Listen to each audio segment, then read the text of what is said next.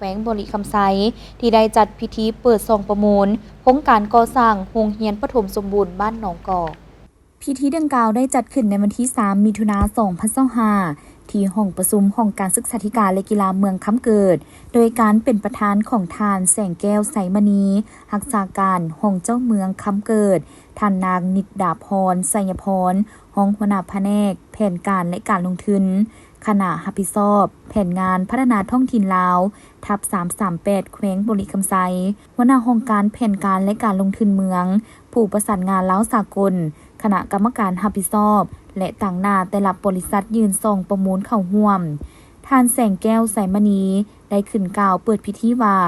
บ้านหนองกอกตั้งอยู่ตามสายทางหลวงแห่งชาติเลข8มีเส้นทางที่สะดวกห่างจากเทศบาลเมืองประมาณ50กิโลเมตรได้ถูกรับรองเป็นบ้านพ้นทุกข์และถูกรับรองเป็นบ้านพัฒนาตามการประเมินตามดำราด348ในปี2023จากทายแห้งของบ้านที่มีทั้งเป็นจุดศูนย์กลางและการเข้าถึงของประชาชนบรรดาบ้านใกล้เคียงโดยเฉพาะพื้นฐานโครงสร้างทางด้านการศึกษาอาคารเรียนที่เอื้ออำนวยความสะดวกและได้รับมาตรฐานพอสมควรเฮ็ดให้จำนวนนักเรียนมีการเพิ่มขึ้นในชั้นประถมและมัธยมในแต่ละปี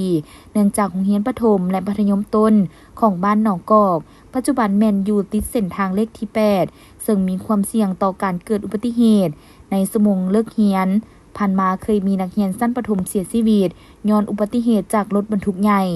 ทางอำนาจการปกครองบ้านจึงได้ตัดสินใจเสนอผ่านทางห้องการศึกษาเมืองเพื่อยกย้ายชั้นประถมไปอยู่บ่อนใหม่ในนั้นมี4บริษัทที่ยืนซองประมูลคือ